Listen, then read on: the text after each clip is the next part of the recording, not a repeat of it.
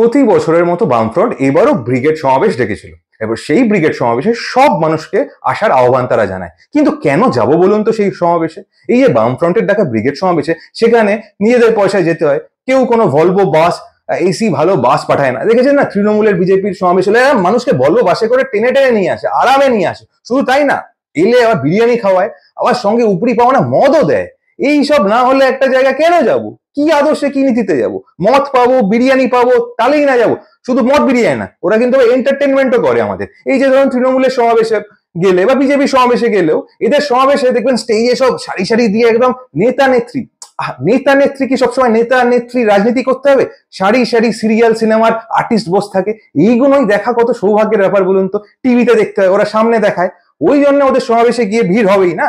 ওদের সমাবেশে মানুষ যেতে চাইবে, কেন যেতে চাইবো না? তারপরে সব লাইন দিয়ে বসে থাকে, কি সুন্দর। তারপরে ওদের কোনো বক্তব্য না থাকুক, সবাই তো মানে কুমার গোবিন্দর মতো ভাড়ের মতো বসে থাকে না সুন্দরভাবে। তারপরে দিদিমণি ওদের ক্লাসের মনিটর এলে সবাইকে উঠতে বললে কত সুন্দর ওঠে, সবাইকে বসতে বললে কত সুন্দর বসে। আহা, আরে সমাবেশে যাই হোক না কেন, পাগলু ডান্স তো হয়, পাগলু ডান্স হয়, বিভিন্ন রকম সিরিয়াল সিনেমার আর্টিস্টরা বিভিন্ন রকম ডায়লগ দেয়। এইগুলোই কম কিসের বলুন তো? তারপরে ওখানে নচি কত সুন্দর গান গায়। এইসব ছেড়ে বামফ্রন্টের ব্রিগেড সমাবেশে যাবো। সেখানে কি হচ্ছে? সেখানে নাকি শ্রমিক নেতা, ক্ষেত মজুর নেতা, কৃষক নেতা, বস্তি সংগঠনের নেতা, এরা মিলে বক্তৃতা দেবে। কেন এর কথা আমি শুনতে যাব?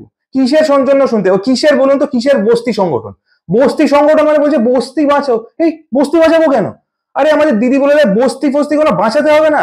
বস্তির ওখানে আরো মানে জলের ব্যবস্থা বন্ধ করে দাও। বস্তির ওখানে রাস্তাঘাট একদম বাজে অবস্থায় থাকুক, কিচ্ছু সারাতে হবে না। বস্তির ওখানে নর্দমায় জল জমুক, তাহলে বস্তি ধসেও পড়ে যায়। বস্তিতে এত কিছু হওয়ার পরেও যদি বস্তির লোকেরা ওখান থেকে উঠতে না চায়, তাহলে আগুন জ্বালিয়ে দাও। আগুন লাগিয়ে বলো যে আগুন লেগে গেছে, এরা এবার চলে যাক। এবার চলে যাবে। ওখানে কত সুন্দর প্রমোটিং করা হবে, গায়ে গায়ে গায়ে একদম চাপাচাপি করে বাড়ি বানানো হবে। এইগুলো হলে দেখুন, বস্তির ওখানে যদি বাড়ি না বানাতে পারি, বস্তির লোকেদের না তুলে দিয়ে, তাহলে পকেট ভরবে কি করে? এত সমাজের কথা, বস্তির লোকেদের কথা, দরিদ্র লোকেদের কথা, অত না খেটে খাওয়া মানুষের কথা ভাবলে চলবে? দেখুন দিদি কি সুন্দর বলে দেয়, নিজের পকেটের কথা ভাবো। দিদি প্রত্যেক সমাবেশে নিজের পকেট ভরানোর বিভিন্ন উপদেশ দেয়। তো ওই সমাবেশেই যাব না? নিজের পকেট ভরাবো নাকি সমাজ, নিম্ন শ্রেণী, খেটে খাওয়া মানুষ, না খেতে পাওয়া মানুষ, এদের কথা ভাবতে যাবো? বামফ্রন্টের সবাই এইসব নাকি বকতে, বস্তি সংগঠন, বস্তি বাঁচাও। বস্তি বাঁচাবোই না, ওখানে আমি প্রমোটিং করবো। বস্তি বাঁচাবো কেন?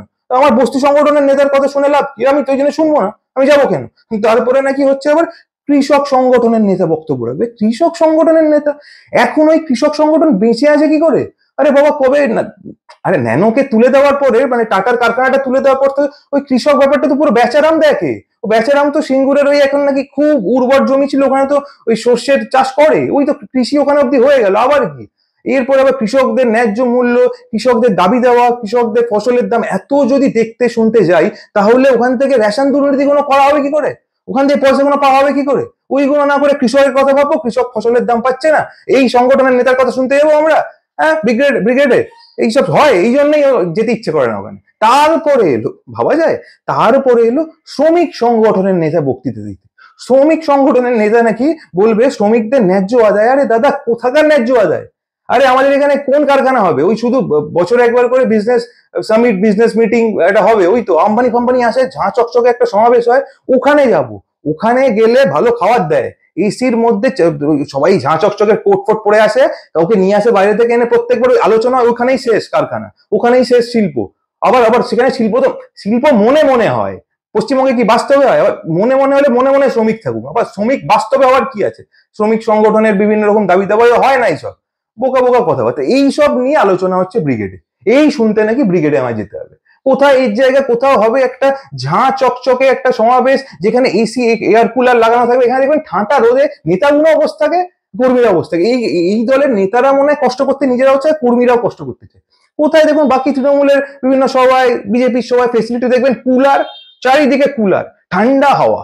ওখান থেকে একটু হাওয়া যদি ভুলে একটু ঘুরে ঘাড়ে দর্শক, মানে যারা শ্রোতা এসছে, ওদের কর্মী এসছে, ওদের কাছে এলে আসবে, কিন্তু নেতারা কুলারের মধ্যে বসে থাকে না, দেখেই আরাম লাগে। ওই কুলার দেখেই ঠান্ডা হয়ে যায়। গরিবের জন্য কিন্তু করে সমাবেশ, কিন্তু ওই কুলারের হাওয়া চলছে পেছনে সবাই, ওই কুলারের হাওয়া দেখেই কর্মীরাও ভাবে, বা ওই দিন আনা দিন খাওয়া মানুষ, প্রান্তিক যারা বিজেপি তৃণমূলের কর্মী, তারাও ভাবে মনটা ঠান্ডা হয়ে গেল। তারপরে লাগে বাউন্সার, কালো চশমা সাফারি পরে বাউন্সার দাঁড়িয়ে থাকে, বাউন্সার দেখেই তো মনে হবে কোনো সেলিব্রিটি এসছে, এত বাউন্সার মঞ্চের চারিপাশে। ওইসব নেই এখানে, সবাই নিজের মতো যাতায়াত করে বেড়াচ্ছে, চারিদিকে ছড়িয়ে ছিটিয়ে আছে। এই সমাবেশের কোনো ইউএসপি আছে? এই সমাবেশ কোনোভাবে আকৃষ্ট করে? কোনোভাবে আকৃষ্ট করে না। আর আমাদের মেন সংগ্রামটা তো হচ্ছে অন্য, আমরা টি-20 ম্যাচ খেলতে যাই, আমরা টি-20 ম্যাচ এরকম ভাবে খেলতে যাই, কোনো সবাই বলা হবে মাথায় হিজাব পরে, একদল বলবে মাথায় হিজাব পরে আমি এই ধর্মকে বাঁচাবো, ওই ধর্মকে আমরা বুঝে নেবো, দেখে নেবো। আর ওই আরেকটা দল বলবে, ধরুন তৃণমূল বলবে আমি হিজাব পরে মাথায়, আমি মুসলিমদের বাঁচাবো, হিন্দুদের দেখে নেবো। হ্যাঁ, আবার বিজেপি নিজের সবাই মাথায় পাগড়ি পরে বলবে আমি হিন্দুদের বাঁচাবো, তৃণমূলকে দেখে নেবো। এই টি-20 ম্যাচটাই তো ভালো লাগে। এরকম একটা ফাইটিং না করলে, আমাদের মধ্যে সবসময় বক্সিং চলছে, ওই বক্সিংটা যদি জাগাতে না পারো, বক্সিংটা যদি না জাগিয়ে রক্ত গরম না করতে পারো, সেই সমাবেশ করে লাভ আছে? ওই জন্য মানুষ আকৃষ্ট হয় না। এরকম একটা বক্সিং মেন্টালিটি আসতে হবে। হ্যাঁ, টি-20 ম্যাচ তুমি কোথায় দেখবে হাতে ত্রিশূল নিয়ে কোনো সবাই নেতা বলবে, কোথাও তলোয়ার নিয়ে বলবে, আরে মনে হবে না আরে এটাই তো আমাদের নেতা, এই তো আমাদের বাঁচাতে এসছে, এই তো আমাদের উদ্বুদ্ধ করতে এসছে। আরে আর এখানে হচ্ছে বলছে সৈনিক সংগ্রাম, না খেতে পাওয়া মানুষের সাথে তাদের মুখের খাবার যারা কেড়ে নিচ্ছে তাদের সংগ্রাম, গরিব মানুষের সাথে বড় লোকের সংগ্রাম। আরে আমরা এইসব সংগ্রাম দেখতে চাই না। বড় লোক থাক, আমরা গরিব থাক, আর বড় লোক যত খুশি বড় লোক, আমরা আরো গরিব হই, ওতে আমার কোনো চাপ নেই। আরে চারিদিকে তো বলাই হচ্ছে এরা ভাতের লড়াই না, খালি পেটে না খেয়ে মরে যাবো, এটা জাতের লড়াই। আমার টি-20 ম্যাচ জাত, শুধু আমরা জাত নিয়ে আছি। এখানে ভাত ফাতের লড়াই বললে হয়? না খেতে পাচ্ছি না, ন্যায্য দাম পাচ্ছি না, নিজের জীবন জীবিকা নেই, এই সব ফাইটিং এ ইন্টারেস্টেড নই। ইন্টারেস্টেড হচ্ছে শুধু হচ্ছে হিন্দুস্তান পাকিস্তান, ও মুসলিম তো পাকিস্তানি, ও মুসলিম তো বাংলাদেশি, এ হিন্দু তো এরাম, এইসব হবে। হিন্দুরা জেগে উঠেছে, মুসলিমরা জেগে উঠেছে, হিন্দুরা জেগে উঠেছে, মুসলিমরা জেগে উঠেছে, এইসব টপিক না করে ক্ষেত মজুর, শ্রমিক, বস্তির মানুষ, এদেরকে নিয়ে আলোচনা। এইগুলো কি এরা মানো? এইসব দিদিকে আমরা ভাবি না, আমরা শুধু ভাবি দুটো প্রকার, হিন্দু আর মুসলিম, এরম ধরনের মানুষ হয় না। আর খেতে পাচ্ছে না, খেতে পাবে না, ওইসব সমাধান করতে পারবো না, কারণ ওইসব সমাধান করতে গেলে কাজ করতে হবে। তো ওইসব সমাধান করতে গেলে সমাজকে নিয়ে রাজনীতির উপর গঠনমূলক কাজ করতে হবে, ওইসব পাবো না। আমরা আওয়াজ গরম করা ওই হিন্দু মুসলিম করতে পারবো, আর এটা দেখতে ভালো লাগে। কোথায় ওই সবাই দেখবেন গান বাজে দেখবেন, কোথাও তৃণমূলের সবাই একটা বিভিন্ন ঝিঙ্কুরকুর গান, ওদিকে আবার বিজেপির সবাই একটা ঝিঙ্কুরকুর গান, এ বলছে হিন্দুদের গান, ও বলছে এই গান, এই করে সবাগুলোকে একদম টান করে রাখা হয়। সেই সবাইটাই তো যাবো নাকি? এই কি সমাজের নীতিবোধের কথা, পিছিয়ে পড়া মানুষের কথা, গরিব মানুষের কথা, খেটে খাওয়া মানুষের কথা, প্রত্যেকদিন মানুষের নিপীড়িত হওয়ার কথা, প্রত্যেকদিন মানুষের জীবনে কি অত্যাচার নেমে আসে তার কথা, মানুষ দিনে দিনে দরিদ্র হচ্ছে তার কথা। এত পিছিয়ে পড়া মানুষের কথা ভাবতে গেলে হবে?